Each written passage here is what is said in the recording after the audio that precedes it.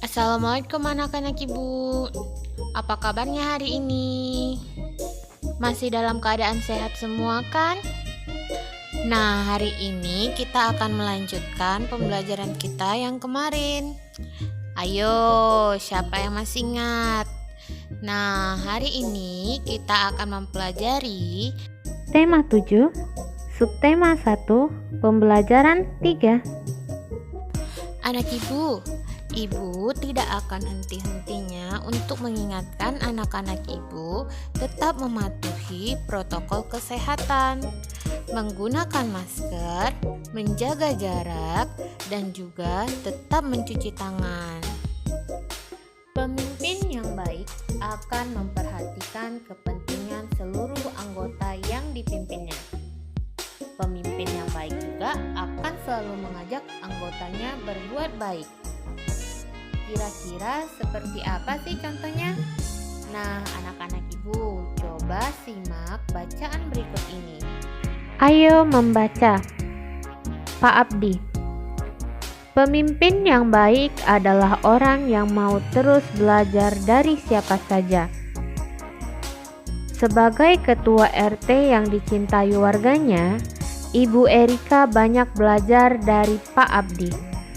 Beliau seorang lurah Kampung Palapa yang letaknya bersebelahan dengan Kampung Sehat Melati.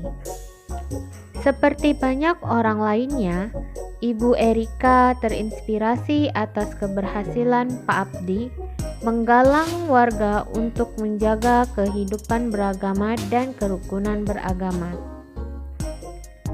Seperti yang dirasakan oleh Ibu Erika hari ini ketika menghadiri undangan peringatan Hari Kemerdekaan di Kampung Palapa. Ibu Erika mendengarkan pidato Pak Abdi. Warga Kampung Palapa, sudah lebih dari 68 tahun negara kita berdiri mandiri, merdeka dari penjajah. Setiap tahun kita berkumpul merayakannya, bukan tanpa tujuan. Aneka lomba dan kegiatan makan bersama adalah bentuk syukur kita atas kebebasan untuk hidup berkarya dan ungkapan terima kasih kita atas jasa para pahlawan yang berjuang untuk kemerdekaan ini. Wargaku tercinta, satu hal penting yang tak akan bosan saya sampaikan adalah agar kita selalu menjaga perilaku kita sesuai tuntutan agama. Aneka kegiatan yang kita lakukan dalam memperingati kemerdekaan ini harus selalu kita dasari dengan rasa syukur kita atas anugerah Tuhan. Dengan izin Tuhan Yang Maha Esa, para pahlawan berjuang merebut dan mempertahankan kemerdekaan negara kita.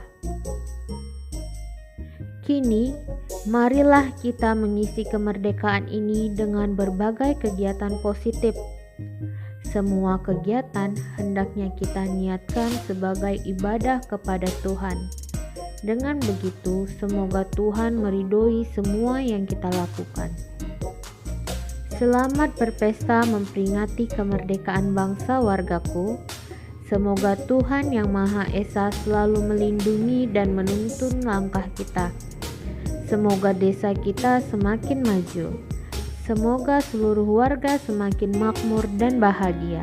Hati Ibu Erika bergemuruh seiring tepuk tangan seluruh warga yang hadir. Sekali lagi, Pak Abdi memberinya inspirasi. Seorang pemimpin harus selalu mengajak warganya untuk selalu menerapkan nilai-nilai ketuhanan dalam kehidupan sehari-hari.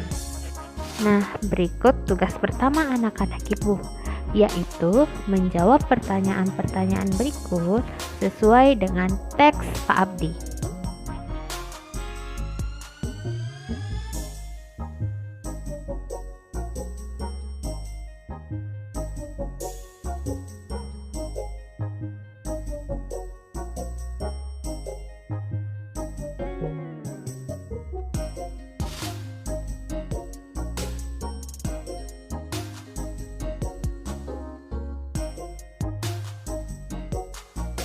Pak Abdi menunjukkan penerapan nilai ketuhanan dalam masyarakat.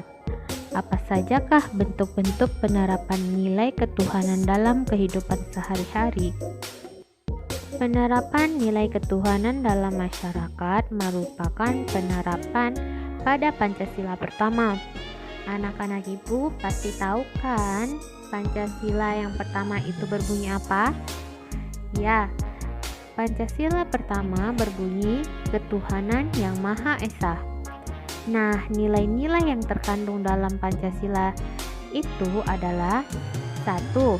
Percaya dan takwa terhadap Tuhan yang Maha Esa. Kedua, mengembangkan sikap hormat menghormati dan bekerja sama antar pemeluk bangsa dan penganut kepercayaan yang berbeda-beda terhadap Tuhan yang Maha Esa.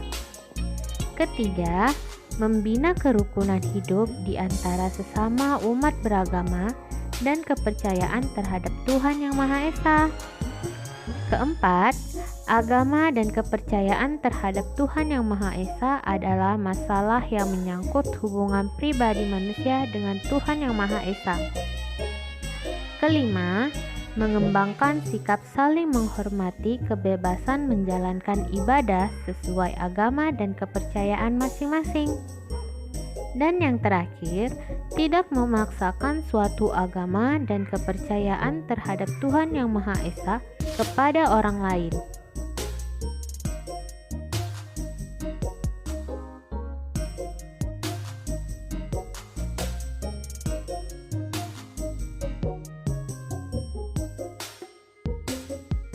Negara kita menjunjung penerapan nilai-nilai ketuhanan.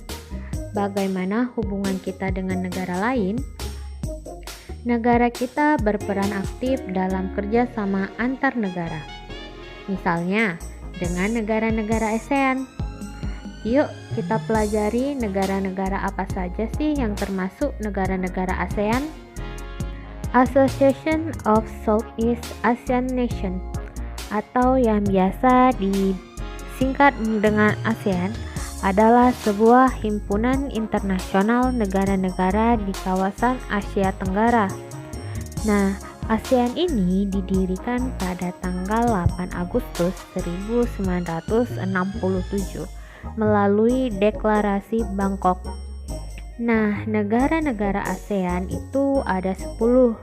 Yang pertama, kalau kita lihat dari peta tersebut ada Laos, Thailand, Myanmar, Vietnam, Kamboja, Malaysia, Brunei, Singapura, Indonesia, dan Filipina.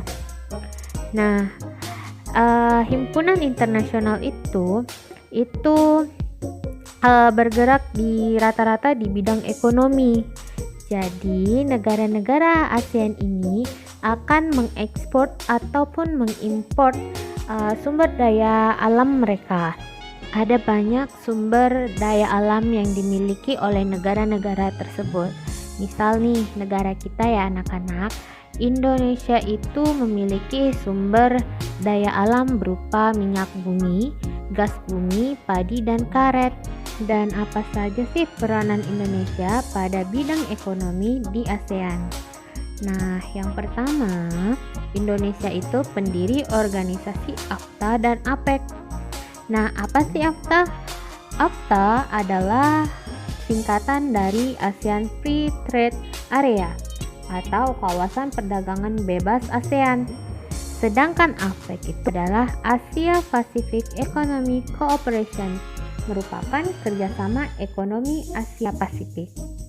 Yang kedua, Indonesia merupakan penyelenggara pertemuan tingkat menteri bidang ekonomi. Ketiga, Indonesia merupakan pelaku kegiatan ekspor-impor. Dan yang keempat, Indonesia melakukan perdagangan bilateral dengan beberapa negara. Nah, perdagangan bilateral itu adalah perdagangan antar dua negara. Nah, anak-anak ibu, dari pembelajaran 1 sampai pembelajaran 2, anak-anak ibu terus membaca teks yang berkaitan dengan pidato. Kira-kira nih, apa saja sih struktur dari teks pidato? Nah, yang pertama itu ada yang namanya salam pembuka. Salam pembuka berisi tentang kalimat sapaan. Kedua, ada yang namanya pendahuluan. Pendahuluan ini memaparkan topik permasalahan yang akan kita bahas. Ketiga, ada yang dinamakan dengan inti. Inti berisi pembahasan topik secara lengkap. Kalimat ajakan atau bujukan digunakan untuk mengajak pendengar melakukan kegiatan yang akan kita laksanakan. Keempat, ada yang dinamakan penutup. Penutup ini menyampaikan rangkuman atau intisari topik yang telah disampaikan. Dan yang kelima, ada salam penutup, berisi kalimat sapaan penutup. Sampai di sini pembelajaran kita hari ini. Sampai jumpa di pembelajaran selanjutnya. Assalamualaikum warahmatullahi wabarakatuh.